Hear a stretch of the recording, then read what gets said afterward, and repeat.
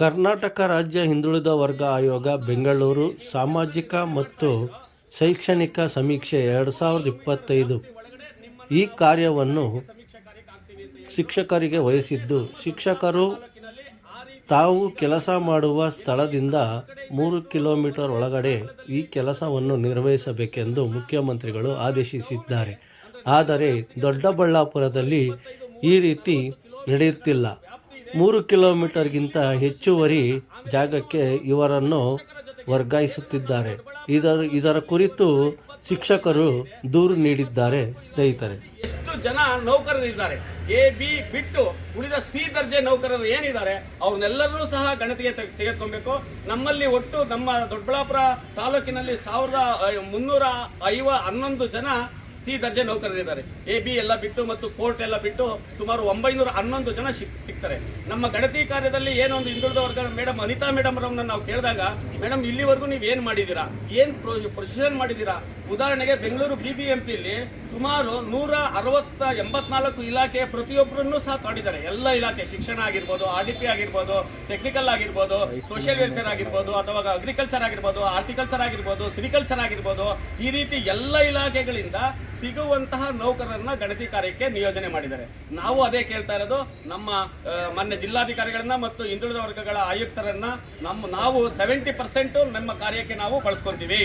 70% ಯಾರು ಒಂದು ಬಾಣತಿ ಇದ್ದಾರೆ, ಯಾರು ಒಂದು PH ಇದ್ದಾರೆ, ಯಾರು ಒಂದು ಈ ಆರೋಗ್ಯ ಸಮಸ್ಯೆ ಇರೋರು ಮಾತ್ರ ಬಿಟ್ಟು ಉಳಿದ ಎಲ್ಲರನ್ನೂ ಸಹ ನಾವು ಈ ಒಂದು ಗಣತಿ ಕಾರ್ಯಕ್ಕೆ ತೊಡಸ್ಕೊಳ್ಳೋದಕ್ಕೆ ನಾವು ರೆಡಿ ಇದ್ದೀವಿ.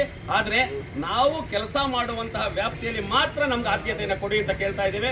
ನಾವು ಖಂಡಿತ ಗಣತಿ ಮಾಡೋದ್ರಲ್ಲಿ ನಾವೆಲ್ಲರೂ ಸಹ ಹಿಂದೆ ಎಲ್ಲಾ ರೀತಿಯಾದಂತಹ ಸರ್ಕಾರ ಹೇಳಿದಂತಹ ಎಲ್ಲಾ ಕಾರ್ಯಗಳನ್ನ, ಎಲ್ಲ ಚುನಾವಣಾ ಕಾರ್ಯ ಆಗಿರ್ಬೋದು, ಎಲ್ಲಾ ಕಾರ್ಯಗಳನ್ನು ನಾವು ಬಹಳ ಯಶಸ್ವಿಯಾಗಿ ನಡೆಸಿದೀವಿ. ಅದೇ ರೀತಿ ಈಗಲೂ ಸಹ ಮಾಡೋಣ. ಈಗ ನಮ್ಮ ಸಾಹೇಬ್ರಿಲ್ಲ, ನಾವು ಮೇಡಮ್ ಅವ್ರು ಕೇಳಿದಾಗ ಎಷ್ಟು ಜನ ಲಿಸ್ಟ್ ಬೇಕು, ಮೊದಲು ಪ್ರಿಲಿಮಿನರಿ ಏನು, ನಮ್ಮ ದೊಡ್ಡಬಳ್ಳಾಪುರ ತಾಲೂಕಿನ ಹಳ್ಳಿ ಕಡೆ ಎಷ್ಟು ಜನ ಗಣತಿ ಕಾರ್ಯಕ್ಕೆ ಬೇಕು, ಟೌನ್ಗೆ ಎಷ್ಟು ಜನ ಗಣತಿ ಕಾರ್ಯಕ್ಕೆ ಬೇಕು, ಅದನ್ನ ನೀವು ತಗೊಳ್ಕೊಳ್ಳಿ.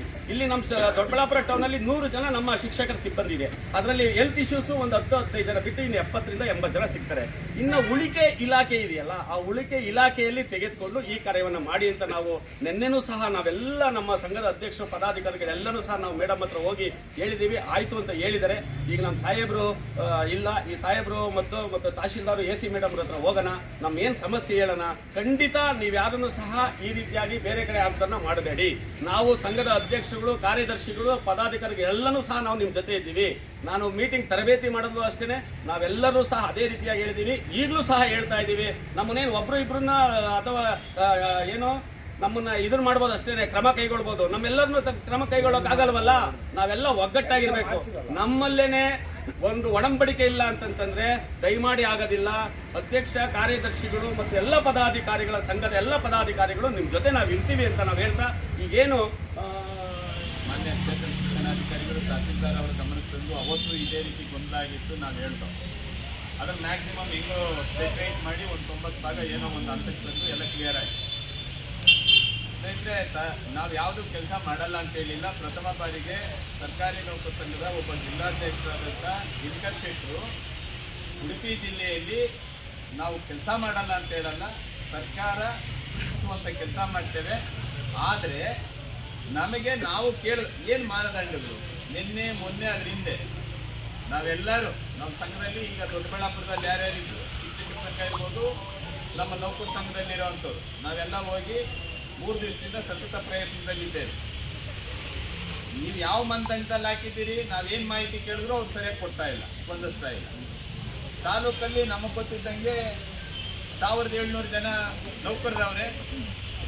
ಬೋರ್ಡ್ಸ್ ಆ್ಯಂಡ್ ಕಾರ್ಪೊರೇಷನ್ ತೊಗೊಂಡ್ರೆ ಹತ್ತತ್ರ ನಮಗೆ 2000 ಜನ ಆಗ್ತಾರೆ.